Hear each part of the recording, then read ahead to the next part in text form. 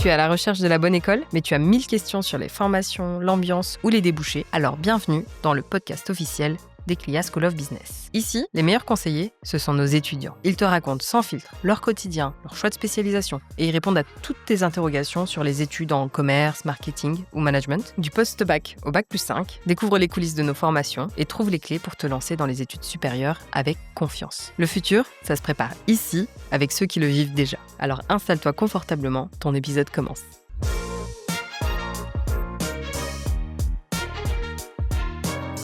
Bonjour à tous, ici Martin et vous écoutez le podcast officiel d'Eclia School of Business, l'école de commerce de la CCI de Lyon Métropole, présente à Écully et Saint-Étienne. Pour ce deuxième épisode, j'accueille Louane. Comment vas-tu Louane ? Super bien, merci. Je te remercie d'être avec nous. Je vais te laisser pour commencer, s'il te plaît, te présenter. Ça marche.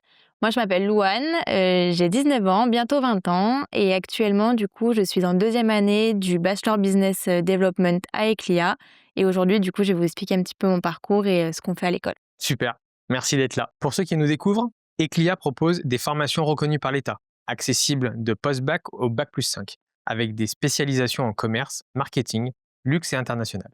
Que ce soit en initiale ou en alternance, les parcours sont conçus pour répondre aux besoins des entreprises et ouvrir de réelles perspectives professionnelles. Alors, installez-vous confortablement. C'est parti, on passe au face-à-face.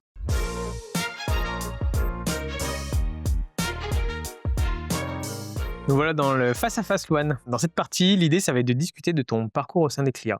Ça marche, Ça te va ? pas de souci. Première question. Pourquoi as-tu choisi le Bachelor Business Development d'Eclia ? Alors, ce que j'ai tout de suite aimé avec Eclia, c'est le fait que ce soit une école à taille humaine. J'ai tout de suite aimé l'approche de Julien déjà sur les salons, le fait que tout le monde se tutoyait, le fait que nous, élèves, on n'était pas des numéros, mais on était Louane des Maris.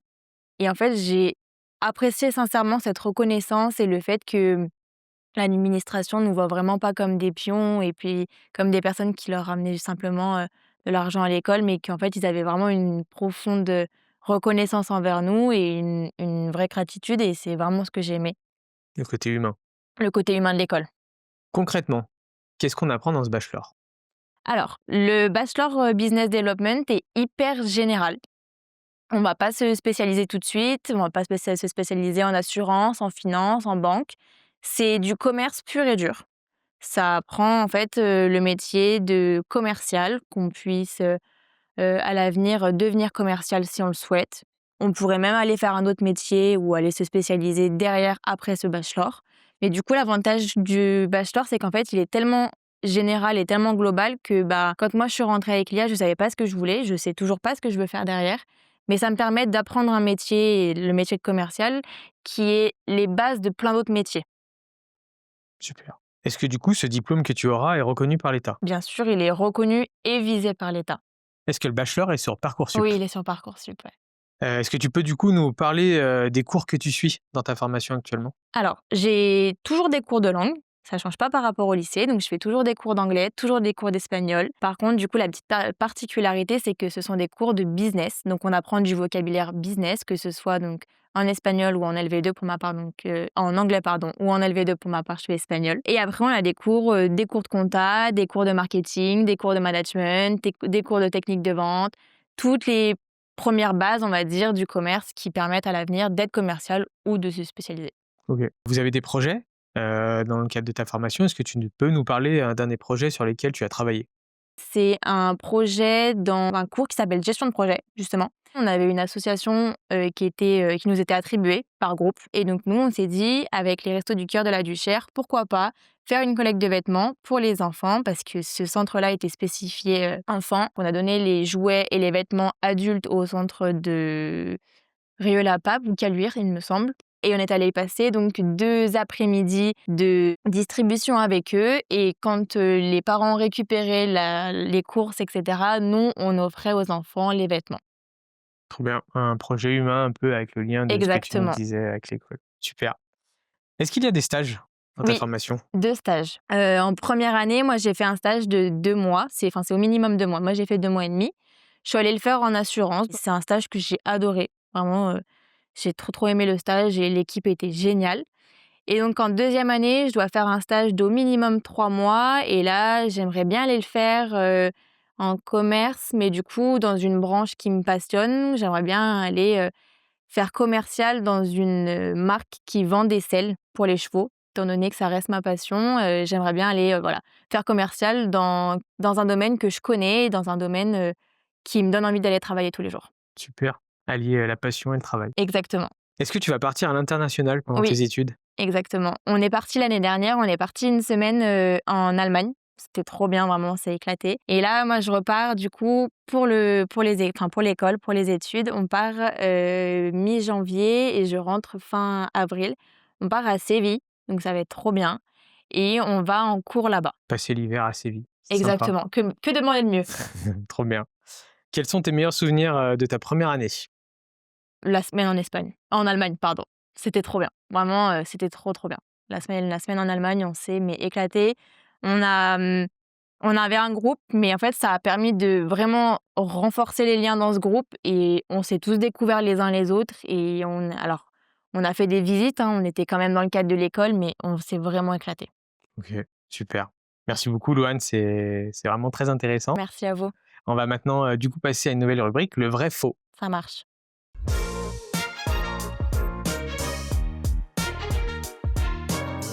Louane, on arrive maintenant dans le vrai faux. Le principe, il est simple. Je vais te poser une série de questions rapides sur l'école, le programme, la vie étudiante, et tu devras y répondre par un simple vrai ou faux. Pas de souci, C'est bon pour toi? c'est tout bon. Allez, on y va. Le diplôme que tu obtiens est-il reconnu par l'État? Vrai, Est-ce que les étudiants viennent tous les jours en costume cravate? faux, Est-ce que la formation se limite aux cours en amphi? faux, Y a-t-il de la compétition entre les élèves dans ton établissement? pas du tout.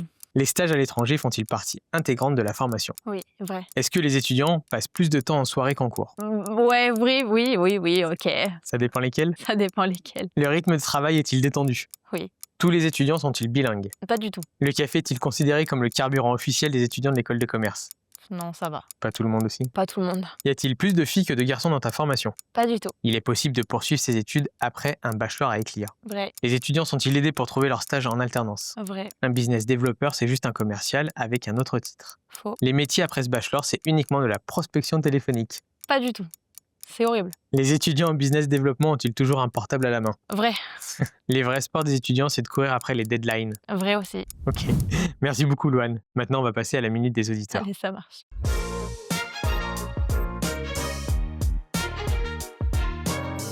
On passe maintenant à la rubrique qui vous donne la parole, la minute des auditeurs. Tout au long de l'année, que ce soit des salons étudiants, des journées portes ouvertes ou sur nos réseaux sociaux, vous nous posez un tas de questions. Nous en avons sélectionné quelques-unes, les plus fréquentes, pour que Louane puisse y répondre en direct. C'est l'occasion de lever le voile sur des sujets qui vous intéressent vraiment. C'est bon pour toi, Louane? C'est tout bon. Allez, on est parti. Première question, Louane. L'école ECLIA est-elle reconnue par l'État? Oui, elle est reconnue et surtout elle est visée par l'État. Quel type de job peut-on faire après le bachelor? Alors, le fait que le bachelor, ce soit un bachelor hyper général, ça va nous permettre en fait d'aller faire plusieurs métiers et le métier qu'on veut. On peut se spécialiser après le bachelor, que ce soit dans une branche assurance, banque, finance, comme on le souhaite. Et on peut aussi du coup aller faire le métier de commercial avec les vraies bases qu'on nous apprend avec l'IA. Ok. Est-ce que l'école est sur Parcoursup? Oui, elle est sur Parcoursup. Est-ce qu'il y a un concours pour intégrer ECLIA? Oui, il y a un concours oral maintenant. Quel est l'accompagnement mis en place par l'école, notamment pour la recherche de stage ou la construction de son projet professionnel? Alors juste avant le stage, on a eu plusieurs cours, avec, les responsables qui gèrent justement, la partie entreprise et la partie stage. On a eu des cours pour pouvoir refaire nos CV parce que, ben, mine de rien, nous, on a fait des CV qui étaient assez simples, donc il faut tout refaire. Donc on a eu des cours pour pouvoir, voilà, refaire les CV, apprendre, on va dire, comment se tenir et comment être, le savoir-faire et le savoir-être, en entreprise. Des sorties et des événements sont-ils organisés pour les étudiants? Oui, on a fait plusieurs sorties. On a fait un salon l'année dernière. On est allé à l'Eurexpo et on est allé voir le salon de l'imprimerie. Donc après, ça intéresse ou ça intéresse pas, mais ça permet aussi de parler avec des professionnels des domaines qui, alors pour ma part, qui me concernaient pas du tout et que je ne connaissais pas du tout. Mais du coup, c'est hyper intéressant de s'intéresser. Enfin, c'est hyper intéressant d'apprendre à connaître un domaine enfin, que je ne connaissais pas du tout. Ok. Y a-t-il un service de restauration sur le campus? Oui, il y a un service de restauration. Alors, on a plein de distributeurs sur le campus, que ce soit pour les cafés ou pour les gâteaux, et cetera. Mais on a surtout un snack, avec du fait maison qui est préparé le matin pour le midi sur le campus. C'est important, la nourriture. Super important. Combien coûte la formation? La formation coûte environ 7 000 €. Ok.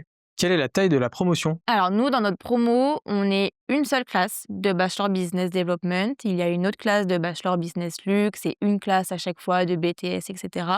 Et nous, dans notre classe, on est 32 élèves. Ok. Est-ce que c'est une école publique ou privée? C'est une école privée et c'est l'école de la CCI de Lyon. Ok. Merci Louane pour tes réponses. Merci à toi. On passe du coup tout de suite au reco.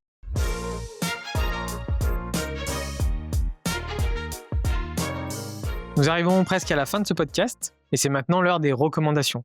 Dans cette rubrique, c'est l'invité qui prend la parole pour donner quelques recommandations. Louane, si je devais te demander de nous donner quelques conseils pour les futurs lycéens qui nous écoutent, qu'est-ce que tu leur dirais? Premier conseil, soyez vous. Ça sert à rien de vous donner un personnage le jour où vous venez faire le concours parce que de toute manière, après, l'école va vous demander d'être vraiment vous. Un deuxième conseil, c'est pas grave d'avoir des difficultés. L'essentiel, c'est juste de réussir à travailler suffisamment pour pouvoir combler ces difficultés. Moi, je sais que j'en ai, par exemple, dans des cours d'Excel.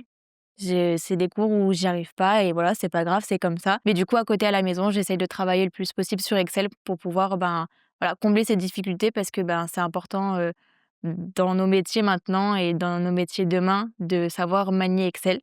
Si tu devais les aider pour ceux qui n'ont pas forcément encore pris la décision de rejoindre Eclia, je crois qu'il y a des journées portes ouvertes, ce genre de choses. Exactement, ouais. Qu'est-ce que tu peux nous en parler un petit peu? Le plus important, c'est de venir au moins une fois, voire 2 fois, nous rencontrer sur le campus, que ce soit, nous élèves ou même, l'administration. Il faut venir voir comment ça se passe et surtout alors les journées portes ouvertes, c'est très bien, mais nous, c'est des moments où on n'a pas cours. Mais le plus important, c'est de venir dans des moments où nous, on a cours, de faire des journées d'immersion. Moi, je l'ai fait, je suis venue une matinée, je suis venue avec, les B1, donc qui sont maintenant en B3. Je suis venue faire une matinée avec eux, je suis dans un cours, ils avaient gestion de projet et B1, c'est ceux franchement qui sont en première année? en première année, oui, pardon. Et franchement, c'était génial en fait de, voir comment leur cours se passait et du coup, je me suis dit: «Ben, est-ce que je me sens à l'aise dans cette classe? Est-ce que je me sens moi capable d'être dans cette classe à leur place?» Est-ce qu'il y a des élèves en plus, je sais pas, peut-être ambassadeurs avec lesquels on peut discuter? Exactement.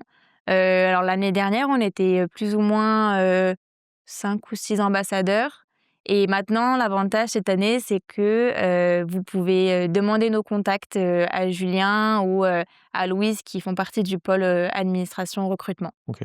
Et après, du coup, et vous après êtes nous, en on peut lien discuter. direct avec vous. Exactement. Nous, on peut discuter avec eux, il y a aucun problème. Ok, super. Merci, Loane. Merci à toi.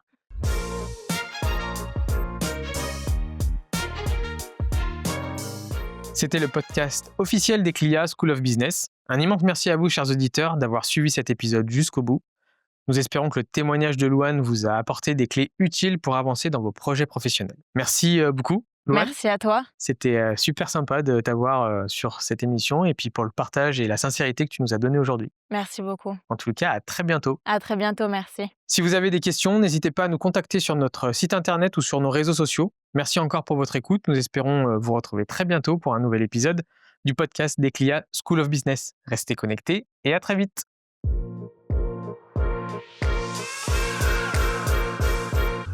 Cet épisode t'a plu? N'oublie pas de liker, commenter et t'abonner pour ne manquer aucun épisode du podcast officiel d'Eclia School of Business. S'il y a des sujets que tu voudrais retrouver dans les prochains épisodes, écris-nous sur les réseaux sociaux et partage tes idées. À bientôt!